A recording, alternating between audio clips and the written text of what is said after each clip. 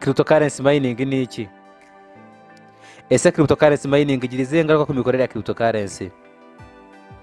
Ni akahe kamaro ka cryptocurrency mining ku bakora iki gikorwa? Ese cryptocurrency mining yo ubwayo ikorwa ite? Ibi ni ibibazo tugiye kurebera hamwe uyu munsi, turebe n'ibisubizo bigendanye n'iyi ngingo byose. Ndi Masezerano Elize. Cryptocurrency ni ubwoko bushya bw'amafaranga y'ikoranabuhanga bumaze imyaka isaga 11 bubayeho. Ubwoko bw'amafaranga bukomeza kwiyongera umunsi ku wundi, aho kwiyongera kwabwo bikorwa nibura mu buryo bubiri. Hari kuvuga ko aya ni mafaranga mashya yo muri ubu bwoko, ndetse no kwiyongera kw'ingano kw'aya mafaranga mashya asanzweho. Urugero, Bitcoin nk'ifaranga rihagarariye andi yo muri ubu bwoko, rikaba n'ifaranga rifite umwihariko wo kugira agaciro kanini kurusha andi yose dufite mu isi. Nubwo iri faranga risanzweho, ntibirubuza gukura mu gaciro ndetse no kwiyongera kw'ingano yaryo. Iki gikorwa cy'uburyo Bitcoin nshya zikorwamo ndetse zikomeza kwiyongera mu ngano havuka izindi nshya, nicyo byitwa Bitcoin mining mu rurimi rw'amahanga. Ese iki gikorwa kigenda gute? Ubusanzwe buri rwego runaka rw'ubukungu cyangwa se ibigo runaka by'itumanaho bifite aho bihuriye n'ihanahana ry'amafaranga. Bifasha abakiriya babyo kugenzura iki gikorwa cy'uburyo amafaranga ahererekanywa hagati yabo, hirindwa ubujura bwaba muri iki gikorwa.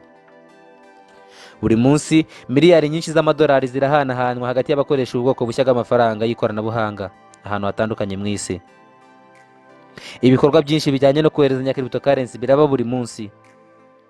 Nk'uko tubikesha urubuga rwa ychat.com, Ethereum yonyine bigaragara ko muri kimwe cya kane cy'umwaka wa 2020, ubwo ni mu kwezi kwa Werurwe, nibura ibikorwa 881,950 kuri yo byarakorwaga ku munsi.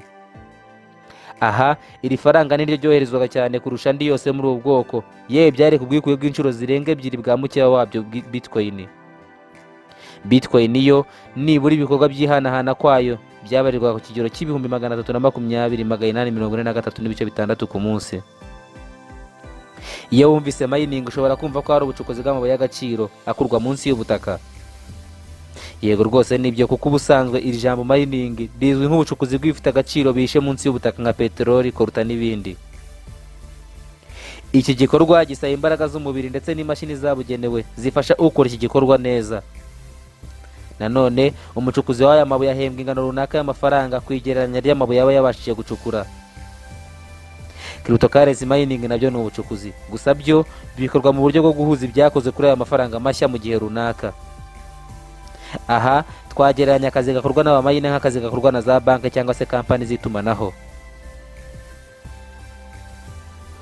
Iki gikorwa cyo guhuza ibyakoze kuri aya mafaranga nacyo cyitwa mining, kuko nabo baba bahishura ibihishe. Muri make baba bari kuvumbura amabanga apfundikiranye mu buryo bw'imibare n'ibimenyetso by'ibanga, babihusobanura mu buryo busanzwe. Mu guhuza ibikorwa byakozwe kuri aya mafaranga mashya haboneka igiteranyo cyabyo cyinshi bigakora icyitwa bloke. Bloke ni uburyo ibikorwa byakozwe kuri aya mafaranga mashya bihurizwa hamwe, hanyuma ku giteranyo cyabyo bigakora igiteranyo cyitwa bloke. Byumvikane ko iyo bloke nkibonetse ihuzwa n'izindi zabonetse mbere yayo, hanyuma bigahurizwa ku bubiko bwazo, nabyo bigakora uruhererekane ari rwo rwitwa blockchain. Blockchain ni uburyo amabloke menshi yo mu bihe bitandukanye ahurizwa hamwe akabikwa mu buryo buboneye. Bitandukanye no gucukura amabuye y'agaciro asanzwe, mu bucukuzi bw'aya mafaranga mashya abacukuzi bayo baba ari abahanga mu bigendanye n'ubumenyi kuri mudasobwa, gufunga no gufungura imibare, amagambo n'ibimenyetso bishe ubutumwa runaka. Uko barushaho gufunga no gufungura ayo makode, byongera ubushobozi bwayo n'ubudahangarwa, ku buryo bigora kwiba amakuru yerekeranye n'ibikorwa by'aya mafaranga. Uko umucukuzi w'amabuye y'agaciro ahembwa n'ingano y'amabuye yacukuye, niko umucukuzi w'aya mafaranga ahembwa n'ingano ya bloke yabashije gukora. Kugeza ubu Bitcoin niryo faranga ryo muri ubu bwoko ricukurwa cyane kurusha andi, hanyuma baricukuye bagahabwa ingano runaka ya Bitcoin kuri konti zabo. Ku nshuro ya mbere umucukuzi wabashije gukora bloke yahawe Bitcoin 50 nk'igihembo cy'ibyo yarakoze. Uruko bloke 210 zuzuye, igihembo abacukuzi bahabwa gakigabanywamo inshuro nibura 2. Ibi nibyo byitwa Bitcoin halving mu rurimi rw'amahanga, ndetse twanayibonyeho mu gihe cyashize. Kugeza ubu umucukuzi wujuje bloke ari guhabwa Bitcoin 3.25 nk'ishimwe ry'igikorwa arimo kubakoze. Nta rwego na rumwe rugira uruhare mu gucukura amafaranga, mu guhemba abayacukuye cyangwa se guhanahanira ifaranga. Ibi byose byubatse mu buryo bugezweho, ku buryo buri kimwe gikorwa ndetse kikarangira ku gihe. Mu gucukurira ifaranga rishya barikoresha bifashisha ingufu z'amashanyarazi nyinshi, mashine zifite internet yihuta, bityo bikabasha kubafasha gukora ubucukuzi.